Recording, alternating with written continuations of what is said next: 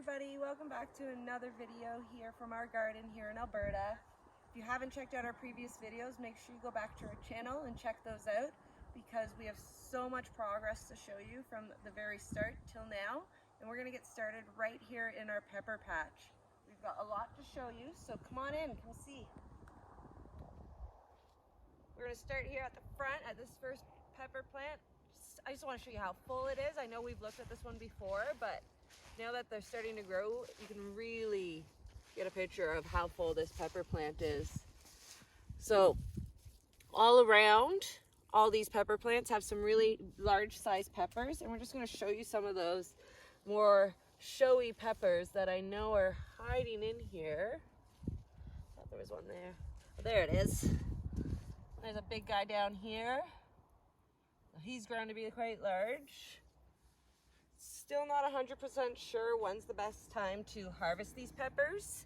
So if anyone who's watching this video has any pointers on that, feel free to comment in the comments down below. That would be great. We're always willing to learn and we want to learn more. We got lots of growth in here on this guy here. Lots of growth on the tomatoes there. We'll get to that in a second. Down in here, we got a nice long big guy in there. We got one that was wrecked by our puppies earlier, so the joy of having dogs. But tons of growth down in here on our peppers, so we're really happy with this and really pleased to see some of them starting to change color. As we're here, we'll take a quick peek at our larger cherry tomato. So we have multiple different types. This one here is a larger cherry tomato. And not many on these plants here in the middle have started to turn color, but we do have more of these over at our raised beds, and we have started to harvest our cherry tomatoes from there. So that's super exciting. You get to see some of those as we get over to that side. So we're gonna walk around the garden here as our normal part of our tour. And we're gonna stop here at the front and check out our larger tomato plants. They're looking quite nice. We've got some really nice large ones in there.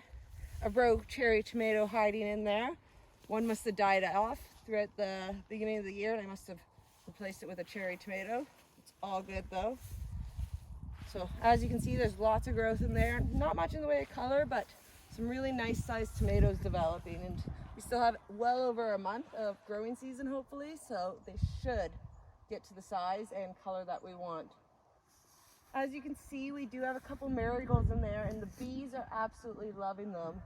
And it's really important to plant things that the pollinators like in your garden.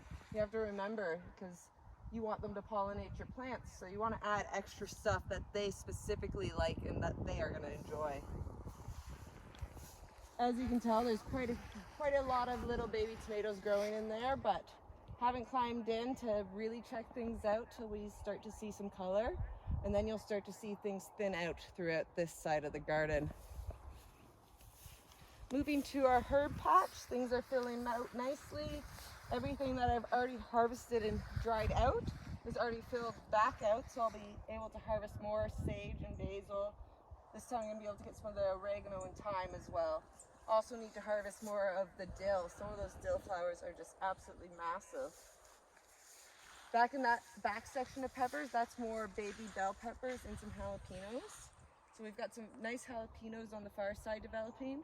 Not too many baby bell peppers, but that's okay because we have tons on our plants over on the other side.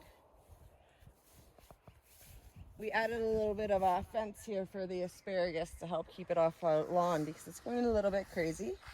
So we've harvested so far 2 garlic bulbs from either corner.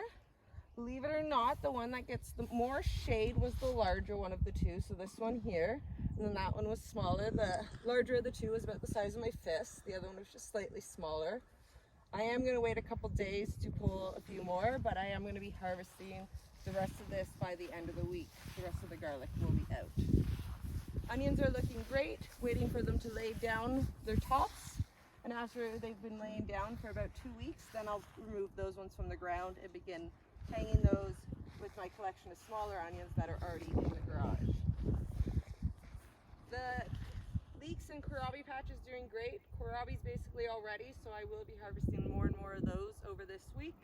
and trying to clear that out quite a bit. So that's really good. The rest of the beets will also be going this week because they will be processed as well. And we're hoping to get the peas finished up this week as well because they have done really well. I will probably throw in some more peas in one of these empty spots as I am harvesting all these things, because peas are a quick harvest, so I might as well try and get a little bit more out of the season from them. We've got quite a few carrots in flower right now. That is okay though, because collecting carrot seeds is going to be quite the treat. Each one of these flower heads will probably have a couple thousand flowers each, or seeds in each of them, so that's really exciting to think of it that way. Our eggplant has had some flowers on it, so that's really exciting. I think I mentioned that in our last video. If not, they have shown some flowers, so fingers crossed we get an eggplant this year. As you can see in our strawberry patch, there's lots of color in there, and not just from our red rocks. There's a lot of strawberries developing. The birds have been helping themselves as well as my children, but really pleased with how full it is and how much it is spreading in some places as well. So our first green bean trellis, I've been harvesting some of the beans off of. Obviously not quite enough. There's still some really large ones on here, but they are looking really nice and are ready for harvest and are ready for eating, so that's good.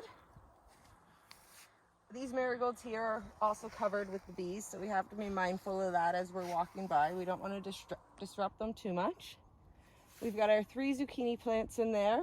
I've been pruning our 1 zucchini plant differently than the 2. So these 2 far zucchini plants I haven't really pruned at all, other than noticeable damaged or dead stuff. And then this zucchini in here, I've been removing leaves from all the noticeable dead stuff and kind of training it the one direction, and it's been my most successful producer. I've gotten way more zucchinis off that plant there than any of my other zucchini plants. As we slow down here and take a look at my raised planters, you're going to notice there's quite a few holes now. I've removed basically all the cauliflower, but I believe there's still 1 cauliflower in the far bed. And that is because the butterflies had just laid way too many eggs down and below the cauliflowers, and it was just going to be a losing battle. So I've removed those now and gotten rid of that so that hopefully we don't have to deal with that problem anymore. But other than that, really pleased with how these beds have been. We got a good 3 or 4 heads of cauliflower out of these beds, and we only had 3 or 4 cauliflowers in each, so that's really, really good. All our broccoli I've now basically harvested the main head off of, and now I'm just trying to get some of these smaller shoots. These will be harvested quite regularly, just kind of as they grow, and hopefully I'll be able to get another head's worth of broccoli throughout the year off those plants. No point pulling them right now though, because they would just be empty as well. Brussels sprouts are doing great. Quite a bit of growth here. The butterflies don't seem to be quite as interested in them, but there is signs of beetles down here, it looks like, so that's never good. So there's always issues in the garden.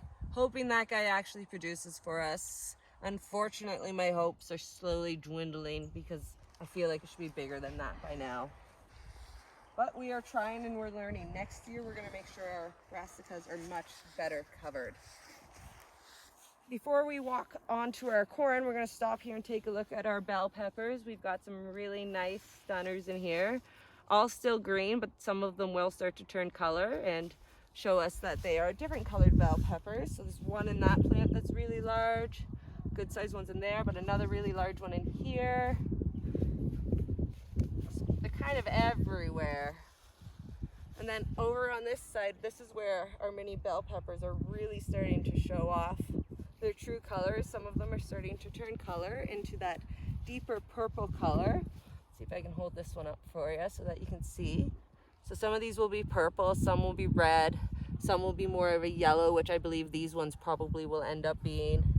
And it's just gonna be a large mix of colors, so that's really exciting.